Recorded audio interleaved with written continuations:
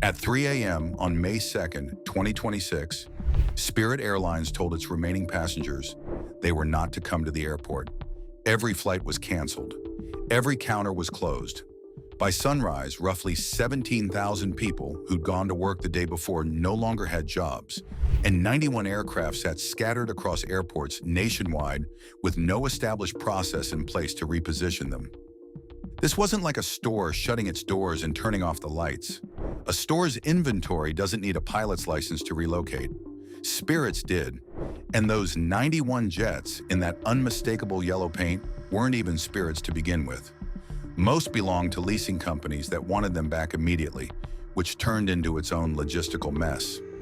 Over the next few weeks, this one collapse would push up ticket prices on routes Spirit never even flew, kick off a strange repossession effort out in the Arizona desert, and add itself to a list the airline industry keeps adding to every few years. Spirit's shutdown looked sudden from the outside, but the runway to it was years long. The airline hadn't turned a profit since before the pandemic, and by the time it filed for bankruptcy, the first time in late 2024, losses had piled past $2.5 billion. A reorganization deal converted a large chunk of debt into equity, and Spirit emerged from that case in under 4 months, one of the faster restructurings in recent airline history. It didn't last. A second bankruptcy filing followed less than a year later in August 2025, after a leasing company began pulling back aircraft and a payment processor tightened its grip on cash. By February 2026, Spirit had reportedly worked out new terms with creditors to exit that case too. Then within days, war broke out in Iran, and jet fuel prices roughly doubled over the following 2 months. For an airline already surviving on thin margins, that alone added tens of millions of dollars in costs it hadn't budgeted for. The last hope was a government rescue package, reportedly worth around $500 million, that had been in advanced discussion with the Trump administration. A key group of creditors balked at the terms. Late in the week before the shutdown, Spirit was told the financing wasn't coming. The decision came together fast after that. Final internally by Friday evening, and by 3 a.m. Saturday, the airline had stopped flying. For passengers who paid by credit or debit card, refunds moved fast. Spirit said most were processed within the day. For everyone else, the picture got messier.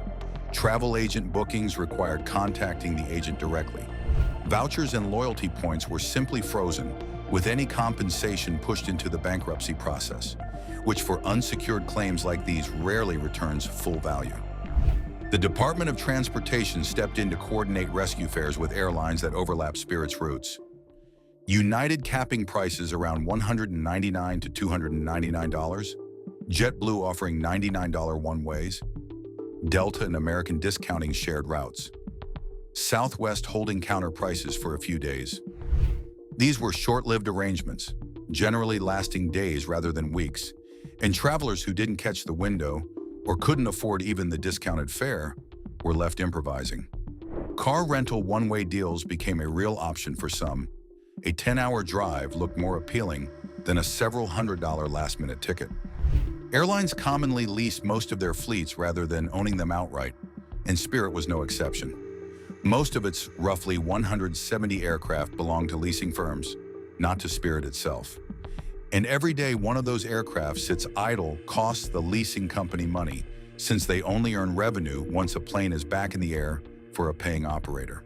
So the moment Spirit's operations stopped, those firms wanted their airplanes back as quickly as possible. But reclaiming a parked Airbus isn't as simple as showing up with the keys. Ownership, insurance, maintenance sign-off, and ferry permits all have to be sorted before an aircraft can legally fly again. That's the job that fell to Nomadic Aviation Group, a ferry flight company normally hired to reposition aircraft between owners. Within about a day of the shutdown, Nomadic had pilots, several of them recently unemployed Spirit pilots, showing up at airports around the country to fly these planes to storage in the Arizona desert, chosen for its dry air and low corrosion risk. One of the company's founders later described the scene at some airports as something close to mass confusion. A person in plain clothes walking up to airport security and explaining they were there to fly away an airplane nobody had told anyone about. Within roughly a week, more than 20 aircraft had made that trip west. From storage, each plane's next chapter depends entirely on its owner. Repainted and released to another carrier, or broken down for parts, since on some older aircraft in the fleet, the engines alone are worth more than the rest of the airframe. Even people who never flew Spirit are feeling this. An analysis of aviation data by CBS News found that average fares climbed by roughly 23%, about $60 per round trip, on routes after Spirit exited them, while a separate look at exits across 2024 and 2025 put the average increase closer to 14%, or about $19. The range depends on the market, but the direction is consistent. Fewer seats for sale generally means higher prices for the seats that remain. Some cities are more exposed than others. At Fort Lauderdale, Spirit's largest hub, the airline had carried close to a third of all passenger traffic. Within days, JetBlue announced plans to add 11 new routes out of that airport, and other carriers moved to add capacity where their networks overlapped with Spirit's. In smaller cities where Spirit was the only ultra-low-cost option, the competitive backfill isn't guaranteed. One factor commonly cited by industry analysts: a budget carrier's presence tends to hold down fares on competing airlines, even for passengers who never book with it. Take that pressure away, and the incentive for other airlines to keep prices low tends to fade with it. Roughly 17,000 people lost their jobs that night, most finding out only hours before the public did. Pilots have had it easiest. Spirit flew nothing but Airbus A320 family jets, one of the most common aircraft types in the world, and several major carriers move fast to offer fast-tracked interviews. Flight attendants are facing a slower, more competitive hiring process. Mechanics and ground crew sit somewhere in the middle, since their skills transfer easily even if the job openings aren't always in the same city. It's corporate staff, clustered mostly in Dania Beach, Florida, who may have it worst. There just aren't many airlines out there hiring an entire headquarters department at once. Spirit is the first major U.S. passenger airline to fully cease operations in about 25 years. Not the first airline ever, but the first of that scale in a generation. Pan Am and Eastern both went under in 1991. TWA was absorbed by American in 2001.